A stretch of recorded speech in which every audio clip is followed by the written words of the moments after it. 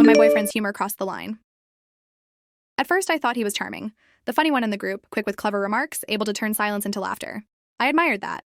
People gravitated toward him. He made friends easily, and I never worried about awkward moments. He filled the room with energy. But slowly, I realized something. His humor had a target. Most often, that target was me. It started small. You forgot to turn off the bathroom light again? Maybe I should stick a note to your forehead. Everyone laughed. I laughed too, because that's what you do when you love someone, because you don't want to make things uncomfortable. Then came comments like, she takes forever to get ready. I could finish a whole campaign before we leave. I forced a smile, cheeks burning, while he soaked up the attention. I told myself it wasn't a big deal, just his way of being funny. Don't take it personally, don't be sensitive. But inside, I doubted myself. Was I really that slow? That forgetful? That silly? The jokes didn't stop. They grew sharper, exposing things I wished had stayed private. My insecurities became his punchlines. The breaking point came when my parents invited us to dinner. I wanted them to see the good in him, the charm, the humor, the way he lit up a room. Halfway through the meal, he smirked. You know, she has a talent. She can spend half her paycheck and still come home without what she actually needed.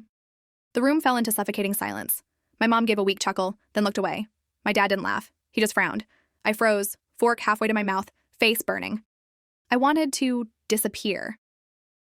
The worst part wasn't the humiliation. It was my parents' eyes. For the first time, they weren't amused. They weren't brushing it off as just a joke. They looked at me with something I'd never seen before. Pity. In that moment, something inside me shattered. All those years I'd laughed along, convinced I was dramatic. It fell away. I finally saw his jokes for what they were. Public humiliation wrapped in humor. He wasn't making people laugh with me. He was making them laugh at me, and he enjoyed it. The rest of the evening passed in a blur. I barely touched my food. He told more stories at my expense. Everyone smiled politely. I stayed quiet, chest tight, hands trembling. On the drive home, he asked if I was mad. I shook my head. I didn't have the energy. Something in me had already shut down. The next morning, I didn't explode. No shouting, no ultimatums. I simply said, "It's not funny. Not anymore. And I won't keep pretending it is." He smirked, just like always. "You're overreacting again. You can't even take a joke." It didn't sting. It confirmed what I already knew. There was nothing left to salvage. I packed in silence. He barely noticed. I left my keys and walked out. Not because of that one dinner joke, not because of my parents' faces, but that night in their eyes, I finally saw the truth. This was never love.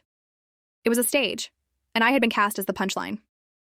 In my new apartment, alone, I laughed for the first time in what felt like forever. And this time, it wasn't forced.